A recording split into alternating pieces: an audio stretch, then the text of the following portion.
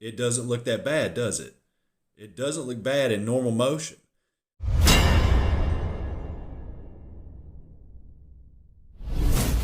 Hey everybody, welcome back to Golf Test Dummy, the channel where I use my game to help your game. Let's jump right into this. This episode, I'm talking about something that a lot of people would say is not a good thing to practice. I'm talking about self-swing analysis. Now, most people would tell you that that's the equivalent of logging on to WebMD and trying to diagnose your own symptoms when you're not feeling so hot. You could have anything from a cold to a broken leg to the bubonic plague. It's not a good idea to try to self-diagnose. Go see a professional, go see a doctor, and try to have them figure out what you have and then diagnose it and then prescribe a certain treatment for it, correct? Same holds true in golf. You should not be analyzing your own swing. You should not be engaging your buddies on the driving range or out on the golf course to try and help you. They may be able to find a little nugget here and there that works for you for a certain amount of time, and then bam, it's gone, and you're looking for it again, and you've lost your swing one more time. So this is probably a really bad idea, but I'm going to do it anyway as an experiment. I want to see what I can find in super slow-mo, frame by frame by frame, when I look at it through this new app that I downloaded. All right, so I've got a setup here. You may recognize this from one of my recent course vlogs, the back nine, where I shot even par on the back nine, which is my best score in a really, really long time. But what was weird about this back nine is that, I wasn't hitting the ball, every single time perfect on the money. I had some bad shots, I had some good shots, but for the most part, my ball striking this day was okay. And it's weird because when I go back and I look at these sort of analyses through this Virtual Pro app, I can see just how imperfect my swing is. It is just really phenomenal that I was able to go out and play decent this way. So this is a 4-iron down the line. I'm going for a par 5. Actually, no, I'm not going for this par 5. I'm just trying to get within pitching distance of the green. I know I'm not going to make it. But anyway, you can see my setup here. Now, it's not too bad. You can see that my feet pretty much aim 90 degrees up the screen. But I was set up for a little bit of a fade. So I was set up a little bit open to my target line. And you can see I've got 2 lines marked out here. This first line that goes from this 45-degree angle, basically, from through the club, up through my spine, coming out my back, and then going up here into the sky. This is my shaft plane. Anytime you see pros analyzing, people's swings on these type of apps, you'll see this shaft plane line. So I drew it here to show where the club is at address, and at the top of my swing, I should be parallel to that line. But then you also have to look at how did I get to parallel at the top of that line when I get near the top of the swing and the club shaft is laying in the right spot. All right, now I'll show you this other line here in a second, but I want to leave that one sort of as a secret for now. All right, so let's take a look. I've got decent at address. I've got a little curve in my back, and a lot of people might call that poor posture. But I'm starting to hear more and more pros and teachers talk about how you should have a little bit of curve to your spine when you're set up. So I would say that there's a mixed sort of message on that between pros at best. So I'm not really worried about that. That's fine. That's my natural posture. I think you should be comfortable over the ball, and you should not try and fight who and what you are when you're set up. I'm not going to look at that. Okay, so let's kind of go through frame by frame here and have a look. As I start to take the club away, you'll see that my club moves well under this plane, right? So my hands have even dropped under the plane, which by all accounts, most people would say you're taking the club away too far inside. And that may be true, but I've always done this. You can also see that the club face, if you look at it down here, near right above my shoes, my club head is right there on my leg. You can see how my club face is still facing the ball, which, again, there's a little bit of there's different information about that. Some people say you should be toe up, as in square to square, and some people say that it should be on plane, basically facing back to the golf ball. Again, this is something that I haven't worked on. This is just something that has always been in my swing. It's just always done that. So I don't really have much of a problem with this. but I definitely have taken the club away inside. And when you take it away inside like that, there has to be a reaction. There's a cause and effect. So if you take it away inside, odds are your body's going to figure out a way to try and get it back on plane. And in the rest of my backswing here, you'll see that I lift the club above that plane, and that's how I combat it. So I start lifting here. Now, this doesn't look too bad. I'm a little laid off still from being inside, but now watch. When I go to this next couple frames, if I'm right there and that's the top of my swing, I'm on plane. I'm on plane and I'm really not in a bad position right there. Just turn through and fire the club. However, here is one of my biggest issues. I overswing. Now, even right here, this is not bad. Right there, that's not bad. Right here, that's really not bad at all. I'm a little tiny bit across my foot line, but that's not a bad position at all. If I could stop my swing right there, it's almost parallel to the ground. I would be pretty happy with that. But you'll see what happens next. I keep going, and then I keep going. Look at that. Let's go back. Here, and then I continue letting the club move all the way over here. Now watch this. Look at that movement. It just keeps going. That's not good. That is a breakdown.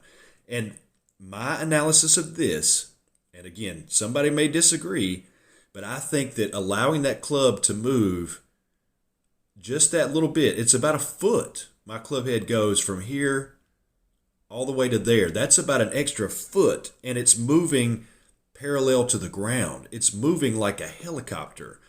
That gets me way across the line at the top. I've overswung, and now the timing in my swing is completely off. And now I have to make a compensation to try and get that back, because now my body is in a position where it's correct, it's ready to fire, but now my club has gotten too far away and it needs to move to get back in sequence. So watch what happens from here. The first thing that happens, look at that. The hands go and the club moves up.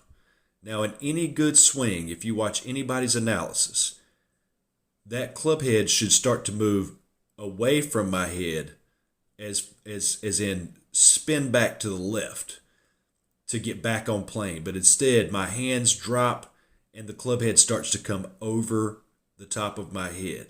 Now to make a compensation for that, look how steep I get right here. Look at that. I am so steep. You can see the original club plane line, and you can see where my shaft is at this point. My arms are parallel to the ground. My body's really not in a bad position right here. I'm actually in a good position. But your hands, when the club is moving this fast and the swing happens so quickly, it happens literally in about a second. When it's that fast, your body has to react, and your nerves and your fast twitch muscles will do what they need to do to put the club on the ball and get back in position. So you grab at it, it goes steep, and look how steep that is. That is almost completely vertical to the ground because the club is trying to catch up to my body. It's trying to catch up to my body, which is just, it's never going to happen. It's never going to happen. I'll never get in a good spot from there. So that overswinging is really an issue. I've got to shorten that up because it gets everything out of sync, and timing and tempo are everything in the golf swing. Now from here, watch this. This is where it gets weird. Now I'm really steep here. If I were to take the club and move it straight down, I would almost hit my toes with the golf club. Watch this. Look at that. You see that? That move right there. Now my hands are going at the golf ball and the club is starting to shallow out. It's almost back on plane. But now my body has stalled to allow my hands to catch up, and I'm not turning through. And then I come down to impact, and look what I've done. I've taken it and brought it straight down, body stalled, and now I've got to hump the goat. My back is so curved. My hips and everything are tucked under. My legs have straightened out, and I've stalled out. I'm no longer rotating.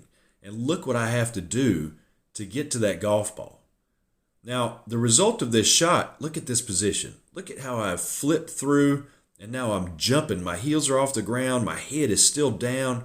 That is just a terrible, terrible position. And I think most of it is the result of me overswinging and getting my timing off. If I didn't make this move and I didn't early extend like that, I think that I would miss the golf ball. So early extension is not my problem. It's a result of my problem. It's what I have to do in order to hit the golf ball because of the problem that I have, which is getting out of position during the backswing at the top, everything firing in the wrong sequence. Now this result is not bad, but look at this. That is a horrible, horrible position. Nothing good should come of that. Even though the result of this was a pretty damn good 4-iron strike, and even at the top, look, that finish looks excellent. That looks like I did something correctly, but obviously there's just so many things that I did wrong. So let's kind of go back and we'll watch it in a normal speed, and we'll start it over and take a look at this. Let's see if you can pick up on it. Look at that. Let's do it again. It doesn't look that bad, does it? It doesn't look bad in normal motion. So I have lots of people tell me all the time, man, your swing is looking great. And I feel like so many things have come along, and I've made some serious changes to my swing. I'm striking the ball better. My scores have been better. I've been playing better. I've been more consistent. I'm getting more solid strikes. I'm getting more distance. I mean, everything in the results points to me becoming a better golfer. But then I take a look at this and I'm like, how is this possible? How is it possible that I'm playing decent golf when you look at this right here? Slow it down. Look at this. Is terrible. Right there. That's awful. And then this flip is insane. And that position, it's so many compensations made. Let's take a look at another one. All right. Now this one, I just shot this the other day. And you can see I've got lines drawn on here as well. I've got kind of my target line drawn out. Again, I've got my shaft plane. Let's take a look at what this one does. So let's start moving it. Here you can see that I'm taking the club away, again, under the plane, but I would say not as bad. It's not as bad as the last swing. Now it seems like I'm almost on plane, and that's really not too bad of a position, but the club head should be on that line at this point as well, and my hands should actually be a little bit higher. So I've taken it away inside, but not quite as bad. From the top, going up to the top, I get on plane a little bit quicker here, but then again, watch. That's good, that's not bad, that's not bad. That's actually really good right there if I could stop it. But instead, look, there it is again. I come across. Now, as I start down again, the club head starts to swim around a little bit. It shifts, and look how this club is moving. Look at that. It's moving down, and it's actually at a 90-degree angle to my shaft plane. It's at a 90-degree angle. Look at that movement. It's coming 90 degrees down. However, watch this. Really quick, I get it back almost on plane. I'm still a little bit above it. I'm still a little bit steep, but I'm nowhere near as steep as I was on the previous swing. So is that better? Is that improvement? I would love to think so, but let's see what happens here. Now, that's not a bad position as far as the hands and arms.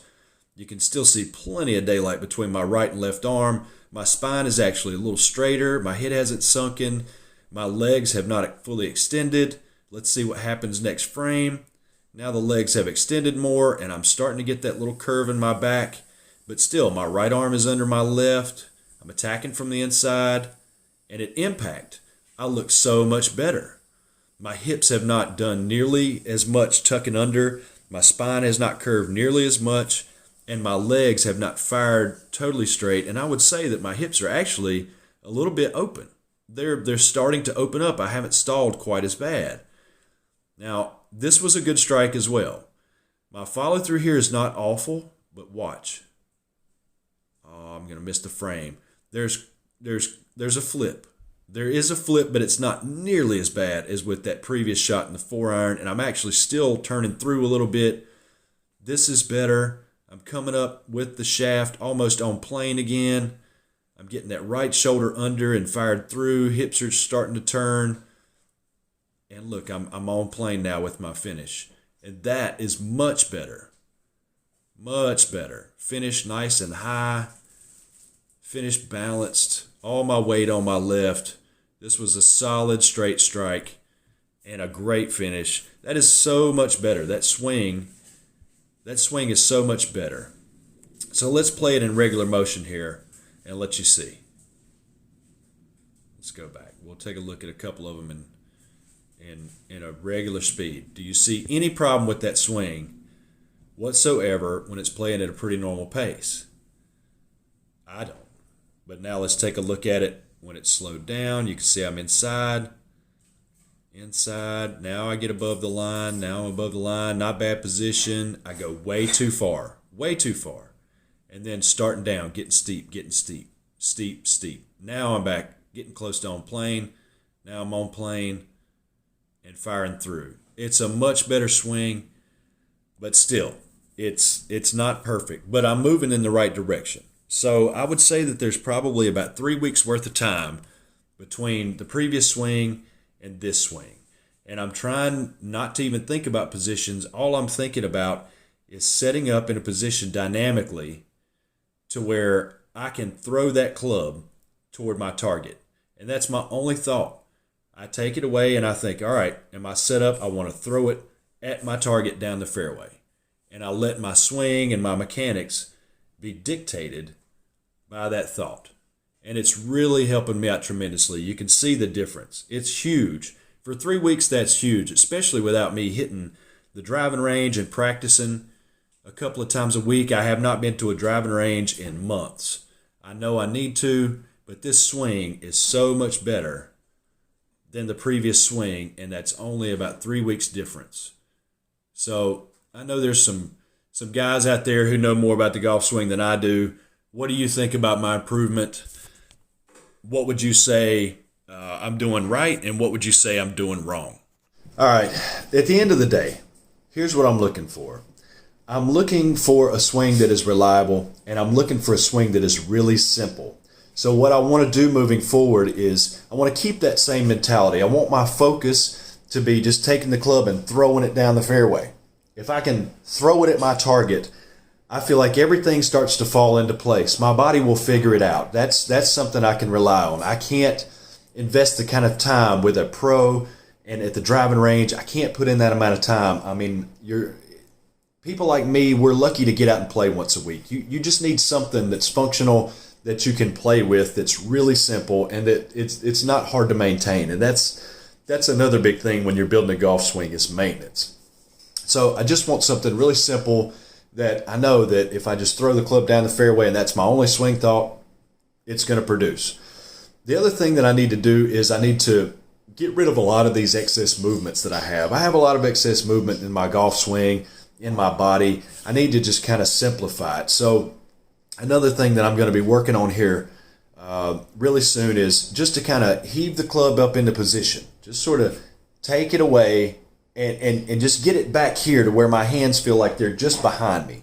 When they get up here and I'm over swinging, that's bad. So I just want to get them back here, almost on the opposite side of the target. So if I just take my hands back and I just try and get them right here, shoulder height, that feeling should give me a much shorter backswing.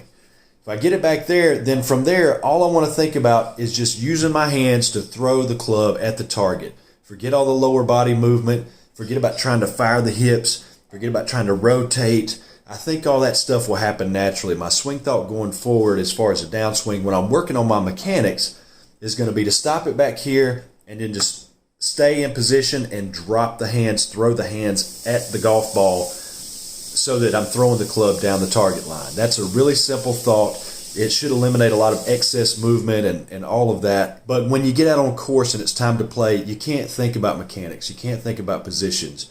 You have to think about a task.